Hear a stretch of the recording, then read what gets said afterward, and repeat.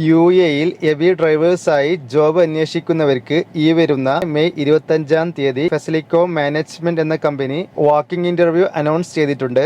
രാവിലെ 10 മണി മുതൽ 11 മണി വരെയാണ് ഇന്റർവ്യൂ ടൈം. മിനിമം 3 വർഷമെങ്കിലും വർക്ക് എക്സ്പീരിയൻസ് ഉണ്ടായിരിക്കണം. അതേപോലെ തന്നെ ഹെവി വാലിഡ് ഡ്രൈവിംഗ് ലൈസൻസ് നിർബന്ധമാണ്. 25 വയസ്സ് മുതൽ 36 വയസ്സ് വരെയുള്ള ആർക്കും ഈ വാക്കിംഗ് ഇന്റർവ്യൂവിന് അറ്റൻഡ് ചെയ്യാം.